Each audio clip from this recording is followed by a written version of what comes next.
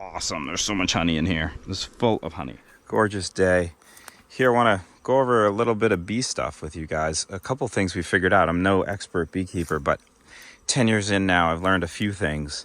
I mean, I'm barely a beginner beekeeper because I'm only 10 years in. It's by far the most difficult thing I've tried farming-wise. So one of the things I want to point out, we're in a very intense bear-prone area, and the people even have said you can't keep bears here. You can't keep bees here. It's so many bears. But this has worked, knock on wood, 10 years. Bait and electric fence, weld-on standoffs. So the idea with all electric fence is let the electricity do the work. Don't have the hard fence do the work. Because once a bear decides to want to come in and they're part way in it, you know, at best you have a mess. So you bring the electricity away from the fence. You reach out and touch someone with the hot wire. And this only goes around to like 1/4 acre. So it's very hot, like over 9,000 volts, over 10,000. My meter usually just says 9.999. 2 joule charger, jankily covered up. Works fine. It's worked like this for years. We've never had a bear problem, knock on wood. Baiting it pretty regularly along the line. Peanut butter we use. You could use probably a lot of things. Seems really, really important. You want them to touch it. So this is pre-winter bee check. It's a really beautiful day, warm compared to how it's been the whole month. And so it's time to get in the hives again and just make sure essentially they have enough stores for the winter. And,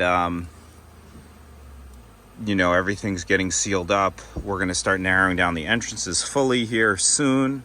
We never do full entrances.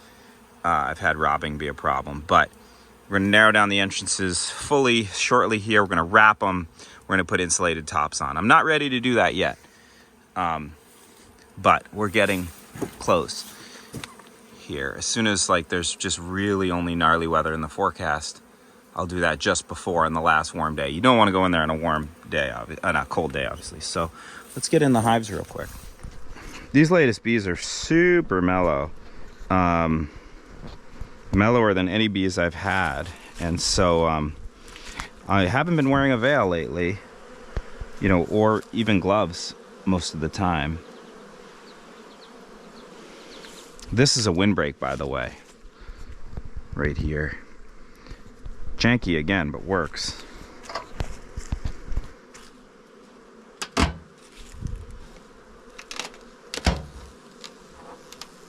I'm also checking, this one has a lot of, yeah, see, they're probably not going to do this top box. I put this box on when I thought they might fill it.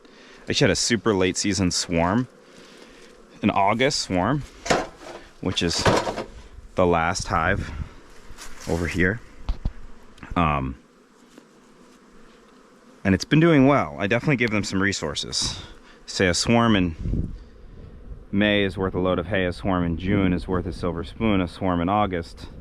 They don't have a swarm in August. It's not worth, I don't know what the rhyme would be. It ain't worth the August, I don't know.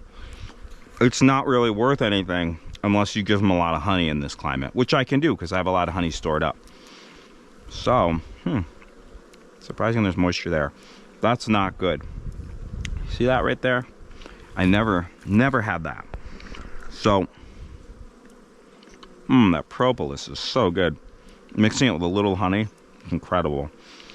That's not good. What is going on there? So, this isn't leaking. This is solid. It's probably condensation, which is okay. A little bit of condensation is okay. You don't want that, too much of that in the winter, that's for sure, or any time of year. I'm about to put my insulated boxes on, so I'm not too concerned.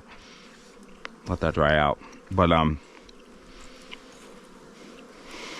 yeah, so they're filling this box, but they're just not going to fill it.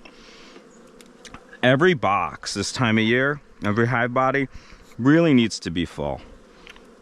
You don't want a lot of space for them to have to, well, I don't know that they keep space warm. They keep their brood nest warm, but you don't want a lot of empty space, or much at all. Maybe you could have a little on the sides, is my sense. Okay, so they're drying out one comb, if you can see. Hey guys. Right here. I'm gonna talk quietly. This is pretty intense kind of thing. You get a lot of stinging insects in my face. I don't usually talk when I'm doing this. I'm usually just trying to be in the zone, trying to be in theta cow brain state here. So I haven't really made a video of me going in the hives with a GoPro on, partly because of that. It's really cool. I don't know if you can see.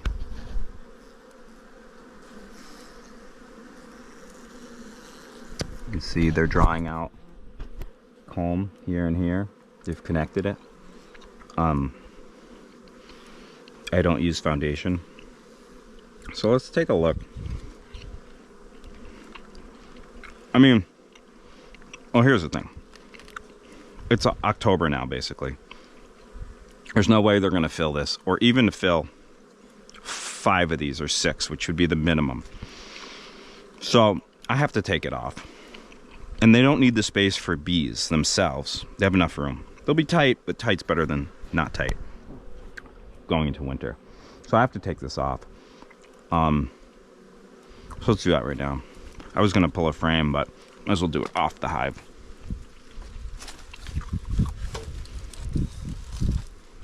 And guys, it's really cool you're working on this, but I think you're going to have to go and help the rest of the colony win the main hive, because this is a renovation, an expansion, and you're just not going to be able to really make happen before it gets cold.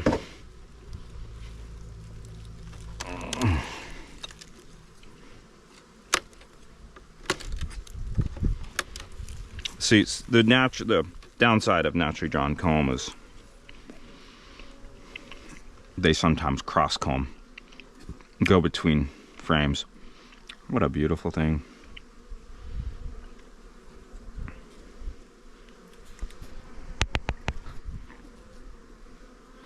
All wax from this landscape.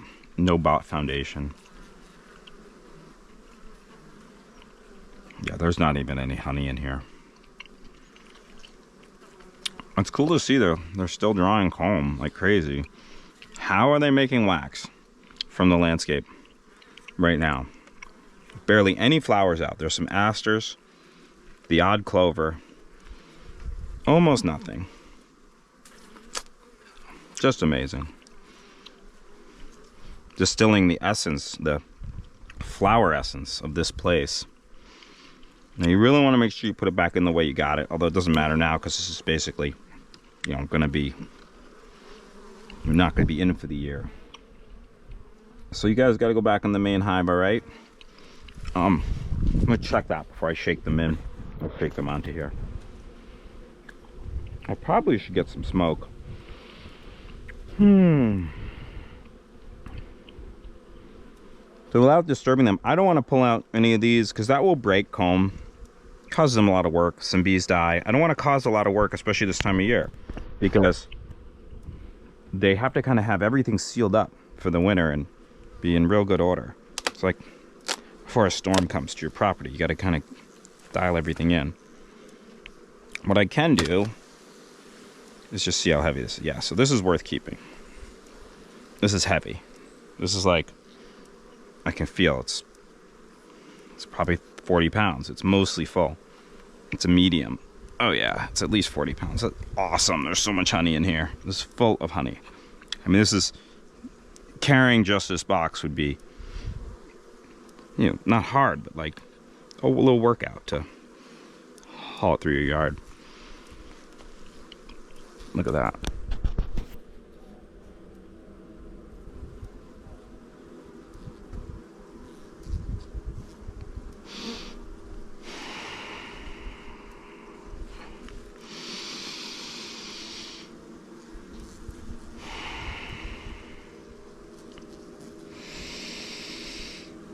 It smells so good.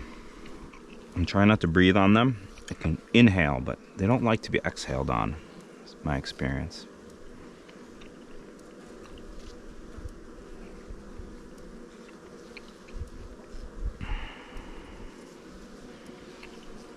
Okay.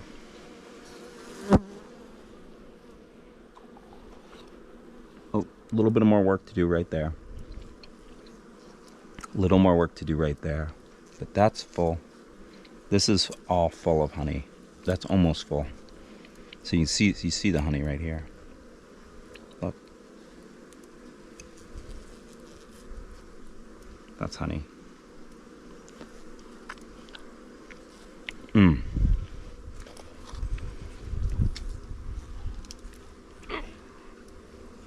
Okay. That's awesome. Totally full. Beautiful. What I'm gonna do, I'm just gonna put these guys in front. I mean, I don't know. It's nice that they're building comb. It gives them space. It's definitely full of bees. I don't know. It's probably best that they just all... They're not gonna swarm this time of year. So, I'm gonna put them here. They're gonna go back into their hive. They're gonna be like, all right, this is what we're dealing with for the winter. We're not gonna do anything else. So, we'll cover this for now. Put the insulated top on in a little bit.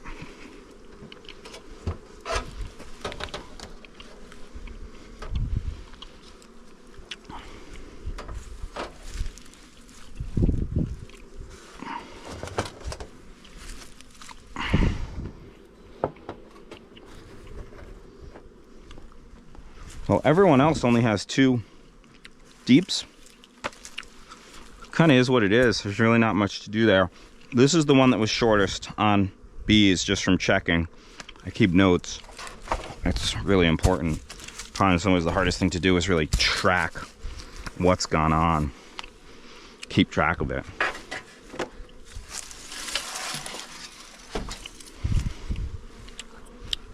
That's a good sign. When you see, we want lots of bees. That's the main deal. Look at that guy carrying a, usually they're carrying their dead away, but that looks like a forager having a problem with a drone. Right there too. That's interesting. I wonder why those foragers aren't digging the drone. Now you can learn a ton by watching the entrances and just sitting and watching entrances. Way more than I know, than I learn watching them, but I learned some stuff. Talked to some real experienced beekeepers who've done 20, 30, 40 years. They'll tell you all sorts of stuff you can learn by watching the entrances. You can learn the sizes of the colonies, how vigorous they are, if there's robbing, what kind of flow is going on, all sorts of stuff. Generally the state of the health of the colony.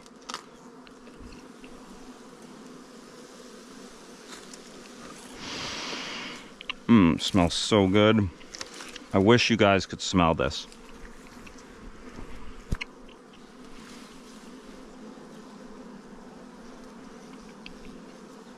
I'm not seeing a ton of bees right in here and here. I'm seeing some on top, but what you want to see is this. You want the bee space packed with bees. So let's prop this open and just look in there. Okay. Sorry guys. I gotta chill out. I'm gonna talk a little less. Late in the year they get defensive. I mean, I wouldn't think about doing this without protection. I have no veil on or anything with a lot of the bees that I've had over the years.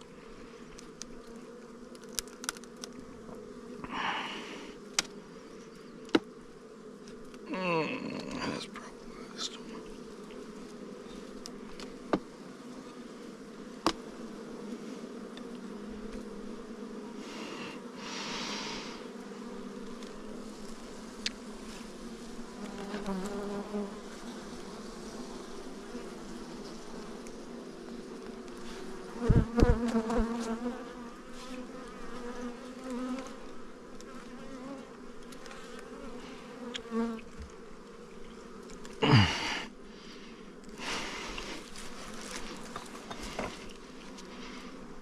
Okay.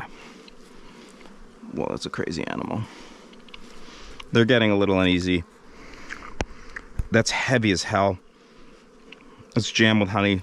It's not full, I can see it, but it sure feels full. Probably 50, 60 pounds. So I'm gonna call it good. I'm definitely gonna leave it on. There's not as many bees as I'd like to see on there. Not quite as many. But if the mite load isn't high, it's good. If the mite load is high at all, this colony's doomed.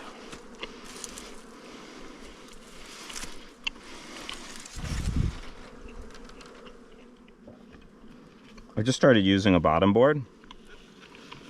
Cover it with oil, like cooking oil. Something sticky. Oh, it's a lot of dead drones. More than normal. And if you look at it, ideally towards the light, at a nice angle, you can see mites. So it's an indirect mite check. I also do a sugar roll test. But this is a very quick way, basically instant way, without, you know, going into the hive, taking a lot of time, disturbing the bees to do a sugar roll, just to get a sense of mites. Okay, I see one mite right there. See him, and he's moving around. Bastard. That is the problem. There's other problems, but that is the biggest. Varroa destructor. It's the Latin name. And it was the biggest problem for bees on the planet right now.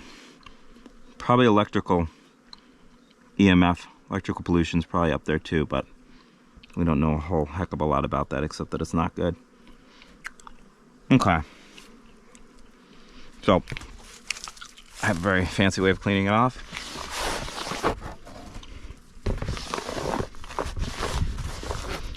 Put it back in there for... Now that's going to come off probably before the winter. I haven't got through the winter with one of these mite boards, but bottom boards. There's just screen below. If I take this out, it's just screen, 1/4 inch.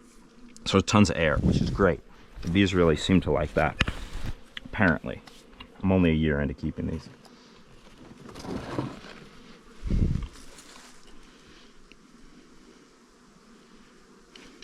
Mite. Maybe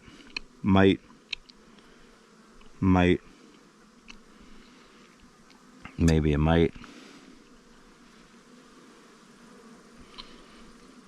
Maybe a mite. So, you're supposed to not have more than one in a day, period. That's like a general indicator. I haven't looked at this and pulled this out and cleaned it in days, like maybe a week or two. So I'm not really doing a mite check right now. I just want you to see. And I don't have oil on it or anything. So I'm not treating right now. It's basically too late in the season. I generally don't treat anyways. I have started to use some formic acid, but I'm done, you know, deciding to even treat this year. So this isn't, I'm not really trying to measure mites. Essentially, I've like, hope you guys are good because, you know, we're done dealing with the mites for the year right now. Let's see how the swarm one did.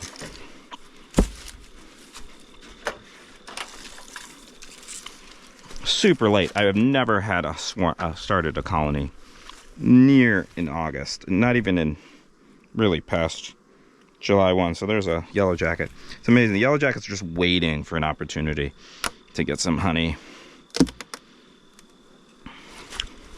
Always hanging around. If you see them in the hive, you know you have a problem.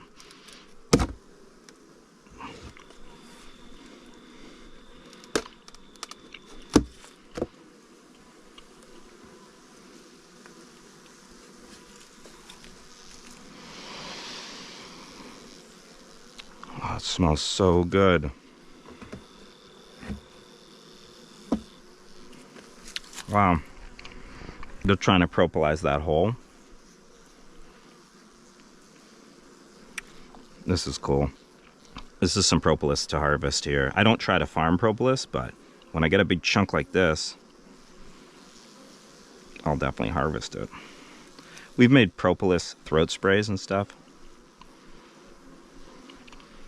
Super antibacterial. It might be antifungal too. Look at that stuff. Thank you. Oh,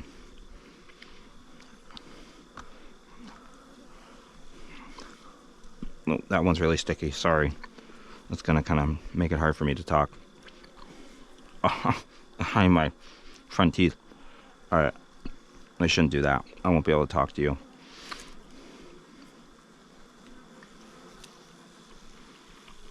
The wax.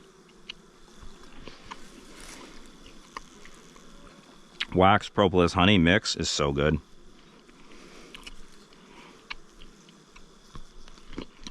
A harder propolis is really good to chew on. This is real fresh.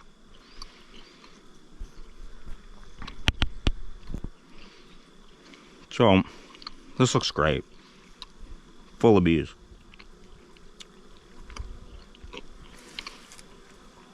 Chill.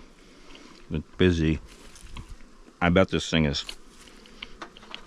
like weighs 70 pounds.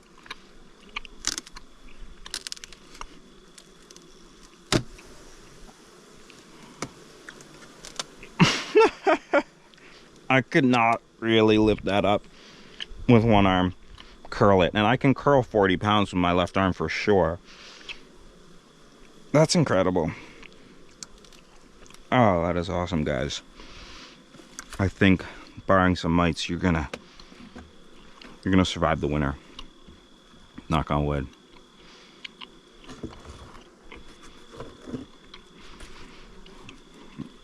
It's such a good feeling to check and just know there's just a massive amount of honey stockpiled for the winter.